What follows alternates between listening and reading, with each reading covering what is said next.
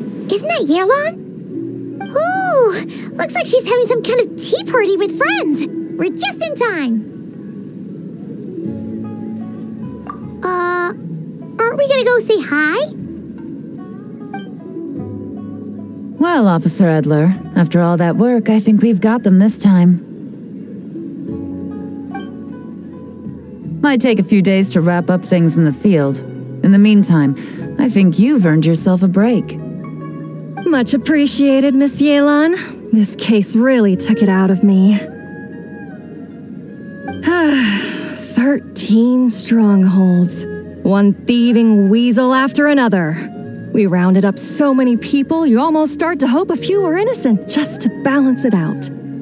I'm just glad we finally took down these crooks. Anyway, I'm gonna drop in on that old classmate of mine in Chaoying Village and reminisce about old times. Don't forget to take some tea and dim sum back to your friends at the Maison Gardiennage.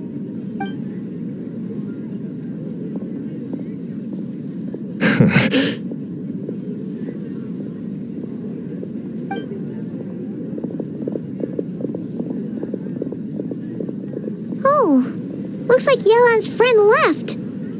Paimon kinda wanted to meet her. Ah, another pleasant surprise. Traveler, Paimon, take a seat. Excuse me, a pot of your finest Yunlai white tea if you would, and 2 more place settings. Now, judging by that expression, I assume you came over to ask about the 2 spies that were just watching us. Ah! Spies? What spies? There were spies around here just now? Oh, more than that, I'm sure. I bet they already sent someone to tail Officer Edler. Anything to foil our operation. Oh, so you're tracking down some criminals? They've got some nerve spying on you like that. Pretty bold if you ask Paimon. Well, those tend to be the kinds of cases that cross my desk. If I could leave it to someone else, I would. I could have been on vacation right now. Mora laundering, to the tune of 10 figures and counting. Laundry? What does that have to do with Mora? And who are these figures? There are 10 of them? In layman's terms, a certain merchant in Fontaine possesses a large amount of Mora obtained through illicit means. But it's easy to get caught when you're moving that kind of cash. So you cover your tracks, create a front to avoid detection, and what do you know?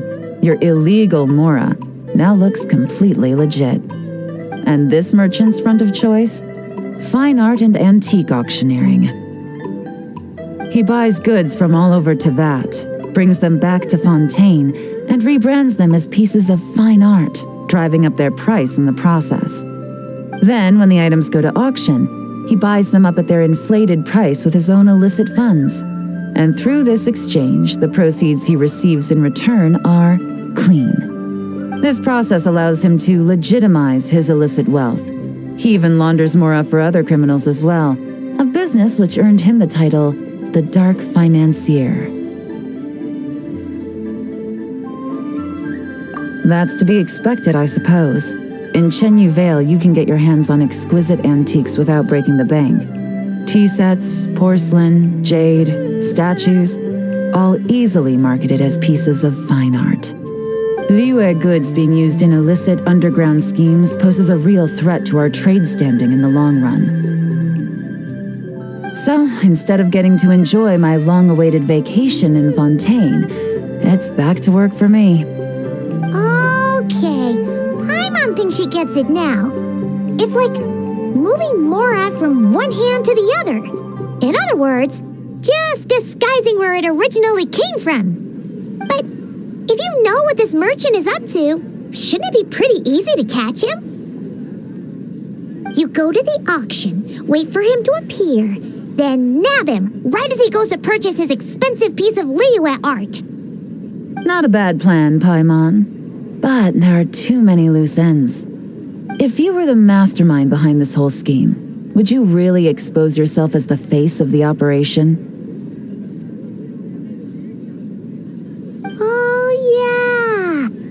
wouldn't want to be seen doing the dirty work. He'd send someone else instead.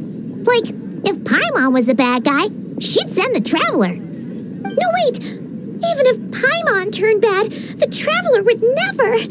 Paimon would need, like, a group of minions or something. Oh,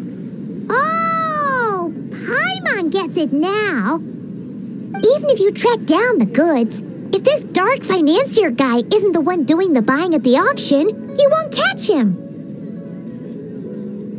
It's not just a matter of who's at the auction. You also have to source the goods, transport them back to Fontaine, get them to the auction house, none of which are tasks he performs himself. He has a whole crew to hide behind. Tracking down the goods is already complicated enough. They change hands so many times, the trail is almost impossible to follow. So the most logical course of action is to play the long game. You start small. You find someone you can follow behind all the smoke screens, who'll lead you straight back to the dark financier himself. Wait, so you were just pretending? And to think, Paimon thought all that stuff about wrapping up the case and taking a break was actually true. Right you are, Traveler. Working with the Millilith and Officer Edler, we managed to launch attacks on all of the Dark Financier's strongholds, which allowed us to nab most of his crew. Those spies just now were his most important agents, the two people he trusts to have direct contact with him. The first is Corday, a senior member of the Fontaine Antique Association, in charge of auctioning off the goods, and the other is Dodamani, a ship owner from Sumeru and longtime cargo transporter. They're under pressure to salvage the situation, so we let them slip through the cracks on purpose. The goal is to make them think that, by some stroke of luck, they're in the clear and have room to act. They think keeping tabs on Officer Edler will allow them to operate under her radar and get whatever remains of their goods out of Liyue. But little do they know, while their attention's fixed on her, I'll be secretly gathering the intel that's gonna bring them crashing down. So, interested in coming along for the ride? I'm curious how you take to this line of work. Could be some potential there. Yeah, we kind of stumbled into this whole thing, but now we're a part of it too. Let's do it! For Yelan, for the people of Chenyavale, and for, the Liyue business world. I admire your selflessness, Traveler and Paimon. Let me be the one to look out for your self-interests then, namely your payment. How about we do this the Fontainian way? You'll get exactly what a top agent receives for a dangerous field mission. Getting started is always the hardest part, but luckily, I have a lead. The Dark Financier's crew is even more on guard than usual, so our best bet is to do some counter-surveillance to get on the right track. And I think I know just the place to start. Let's head northeast and see if I'm right.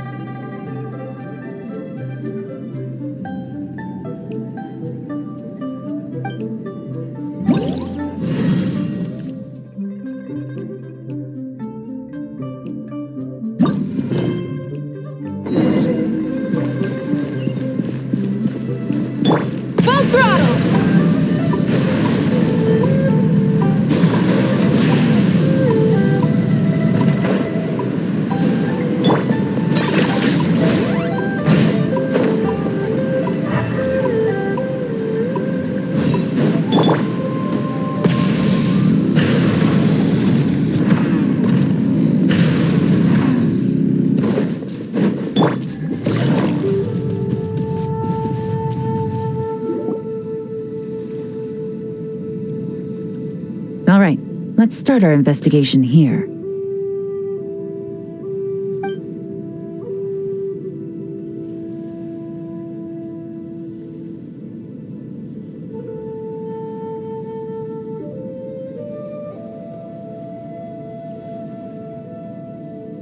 So, we can all agree this is just a normal stretch of wilderness, right? Paimon doesn't see any bad guys to nab around here.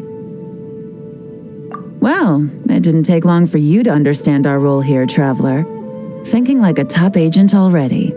Impressive. Like I said, we need to start small. If we want to track down the man himself, our best bet is to start with his goods.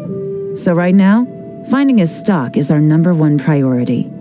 And to do that, locating his hidden stronghold is imperative. Which brings us to why we're here. Pretty good vantage point from up here, don't you think? Huh, guess so. Paimon can see the port of Elong Wharf, the boats in the distance, and some kind of tower. What's that for? It's a lighthouse. The Millilith use it to monitor the situation at sea. In addition, the flashing of the light can also serve as a means of communication. Oh, let's hear it.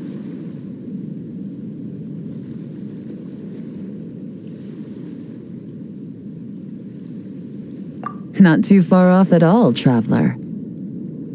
The Millilith maintain an impeccable level of security in Shenyu Vale through consistent patrolling. This location offers a perfect vantage point to observe their lighthouse signals and deduce their patterns of behavior, which is a huge help if you need to move goods under the radar. So we should be able to find traces of the Dark Financier's scouts in this area. Oh, okay. Paimon doesn't quite follow, but she'll take your word for it. It's simple. Just take this forensic imaging device and investigate the surrounding area. As long as we're meticulous, I'm positive we'll find something.